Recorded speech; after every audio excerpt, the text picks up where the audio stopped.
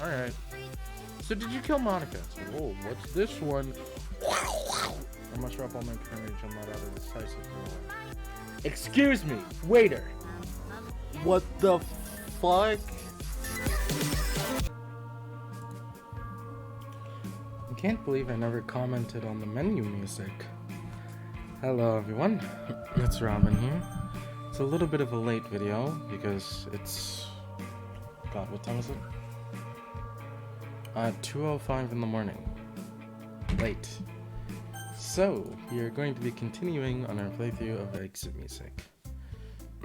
Now, if I remember, we last left off with...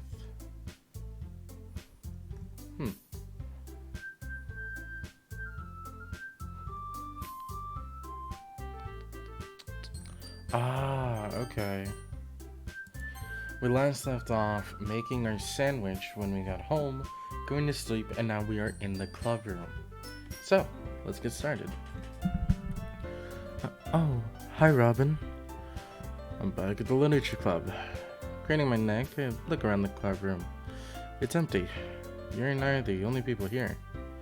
I leave the classroom door open, expecting the other members to arrive shortly. Hey Yuri. I sit down on the desk next to her, unpacking my stationery kit as she did with her own. Listen, I know that Monika canceled the club yesterday, so I didn't get a chance to talk to you.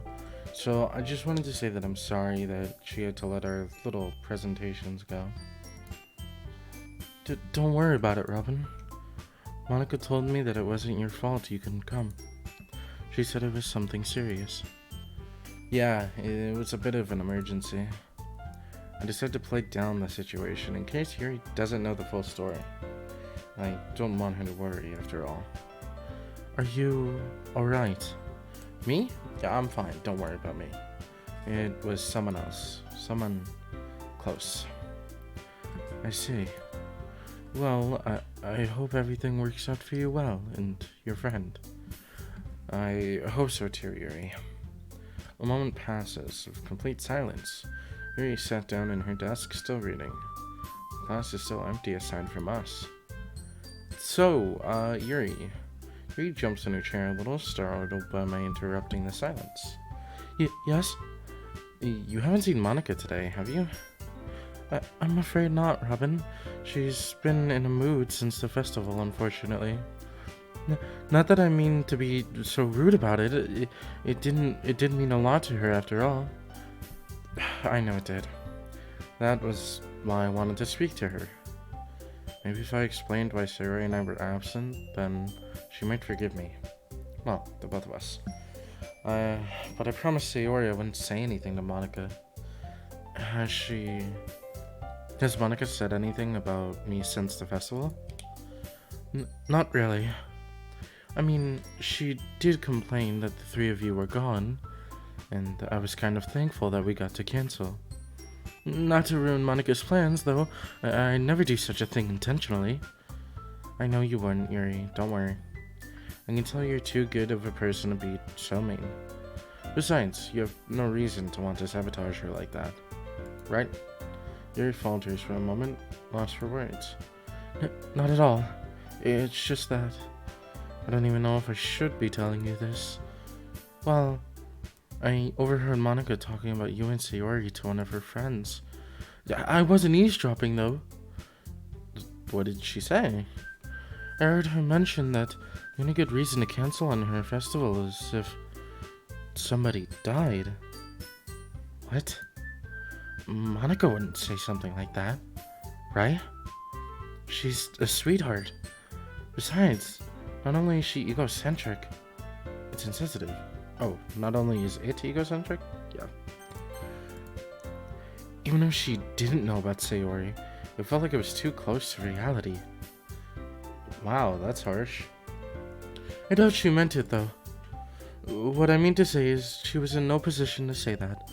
I understand that she was frustrated about it, but there's never a good reason to say such a horrible thing about...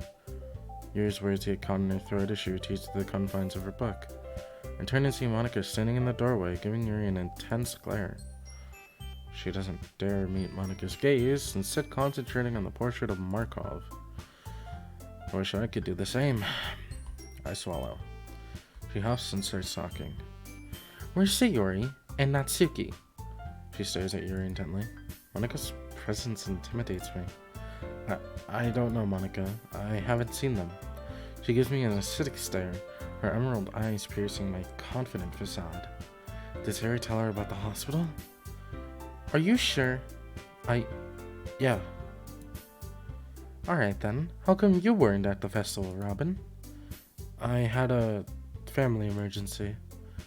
At this point, I'm practically lying to her face to keep Sayori's secret safe until she feels comfortable confiding in Monika.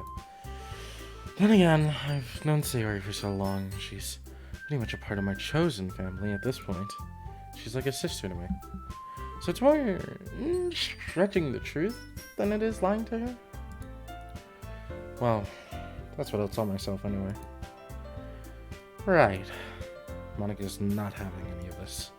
Even if she doesn't know what's going on, she must know I'm lying to her. But for Sayori's sake, I have to keep face for her. I can't betray her trust. If she finds out I told someone that private information, Monika's demeanor suddenly changes, and she looks at the two of us with a wry smile on her face. Okay, you two. Since we're the only ones here, I've decided that we're going to have to cancel today's meeting. Hopefully there won't be any more emergencies or absences tomorrow. The emphasis on those words worry me due to how aggressively she spoke them. That's all. You can leave now. Yuri looks up from her book guiltily and packs up, suddenly dropping the portrait of Markov and her stationery kit into her bag. She scurries out of the classroom without a word. Monika turns her attention to me, expecting me to pack up. I nod and pick up my bag, exiting into the hallway without another word. Walking through the school's dorm and hallways, I reach the door to the courtyard, but stop, pushing my hand in my palm. I forgot my own stationery. I'm an idiot. I return to the clubroom hastily to find my leather pencil case opened. As I swipe it into my bag, I realize my pen is missing. I quick glance around and I conclude that I must have lost it earlier. Returning to the courtyard, I notice Yuri. She's moving hurriedly, clutching her bag tightly against her chest and rubbing her face with her sleeve. Yuri? She doesn't notice me at first, so I tried to catch up to her. Oh, she's crying. Oh, what the fuck? What happened? Yuri, honey, what's wrong? Hi, it's nothing. Really? Yeah, I'm alright, really. I don't believe her. My eyes meet Yuri's for a brief moment, and she looks away. I could tell something terrible happened in the few minutes we were separated, but what could have brought her to this state? I take hold of her shoulder and try to slowly calm her down, and try and slow her down so she can face me. She jumps, but complies as she halts at the school's entrance. Yuri, whatever's on your mind, you can tell me. I am your friend after all. It's not much. It's just something that Monika said. Monika? What could she have said? Well, if you don't mind my asking, what did she say? I don't really feel comfortable talking about it. Oh my god, look at her. Oh, I feel so bad. If you're okay with that, Monika must have said something really hurtful. It's fine, really. I understand. Well, if you're sure about that, you're always welcome to talk to me, though. I guess it would be nice if you walked with me. Maybe we can talk on the way. Sayori isn't here, and I've got some time to kill. Besides, I feel like I can't refuse. Not when she's so emotional. Yeah, okay. I'm sure that'd be nice. Following Yuri, I took the opposite turn from my usual walk home. Soon enough, I found myself in a part of our town that I rarely visit. The walk between us is mostly silent. Yuri occasionally sniffles, wiping on her face. What the hell did Monika say to her? I decided to make some light conversation, Something about writing might be nice. She does take comfort in talking about subjects she's passionate about, after all. So, Robin, how do you like writing poems? She must have read my mind. Well, I usually like to listen to music while I write, even if it's just quiet, playing softly in the background. You know what I mean? R- really? Most of the time, I just feel like I can only write in silence. It leaves me at one with my mind and lets me express my inner thoughts. Though sometimes I do like listening to a soft piano track. Don't the lyrics alter the way you write? Well, yeah, but I guess that's what I'm looking for most of the time anyway. I like the mood of the music to affect the way I write, really. Unless it's something I'm especially passionate about, then I can write in just about any condition. That actually sounds like an effective technique. I've never talked about this on the channel, but sometimes if I'm feeling like really down, I will write like, I don't want to say poems per se, but I will like write down my emotions in a kind of poem-like way. And usually it's when I'm listening to music, and that music does affect the way I think and like write down my thoughts. So I do agree that like the whole listening to music altering your kind of the way you think, it's mostly a positive, because I know I said that I only write poems when I'm really down, but writing them makes me feel way better. So being able to let it all out into like a Word document or on paper or wherever I do it feels good, you know? I'll be sure to try it out. At this point, Yuri seems to have perked up. Her eyes dried. I decided to continue this conversation, as I still don't know how much longer it would take to reach her house. I noticed that Yuri likes to hum a little tune to herself while she writes. I wonder what Natsuki does. Natsuki.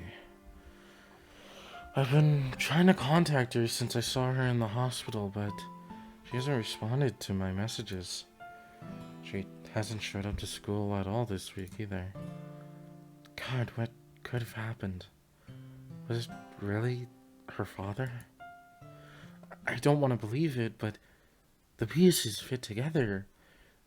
Her absence, her inability to contact anybody, what she said about him, but most of all, the bruises. I bite my lip as I feel my breathing growing heavy and my blood reaching a boiling point. If I find out he laid a finger on her, I'll... So I'll be honest, I don't disrespect her or anything. Yuri's words derail my train of thought.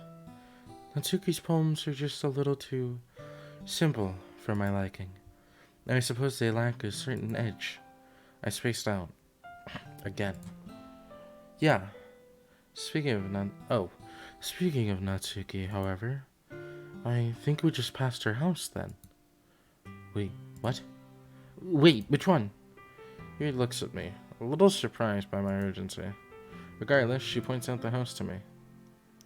It's that house, if I recall correctly. Right, thanks for that. Why do you need to know? I don't really want to worry you about Natsuki. Well, I guess I just wanted to... Right. The rest of the journey is made in silence. I worry that Yuri got the wrong impression, but there's not much I can do. Eventually we arrive, signaling her, waving goodbye. Signaling her wave goodbye. Signaling. You know, Robin, you're quite different when no one's around. When it's just the two of us. Oh, look at her smile. When it's just the two of us. Yuri falls silent for a moment, lost in thought. Listen, I'd love to stay and talk. I really would, but it's fine. I get it. You have places to be. Her head darts towards the direction of Natsuki's house for a moment. It's fine. I've got some writing to do anyway. She turns and starts to walk to the door. No, please, don't get the wrong idea, Yuri. I'm not really... It's fine, Robin. I can take a hint. I'll see you tomorrow. Before I can finish my explanation, she's already entered her house. I feel terrible, knowing that Yuri promptly blames herself for my rejection, but I leave quickly regardless. As I turn the corner and approach Natsuki's house, my attention is directed upwards. On the second floor balcony, a large, heavily built man leans against the railing, smoking a cigarette. Is that her dad? Jesus Christ. He's on the phone, and I can't help but overhear his conversation. The man mutters something about having business to attend to, but promises to be wherever the caller wants within the hour. My stomach sinks. Business? If he means what I think he does. Backtracking Yuri's route, I make my way back to school, then to my house from there. Fumbling with my keys, I unlock the door. I enter my bedroom and hurriedly get changed out of my uniform into some dark clothing.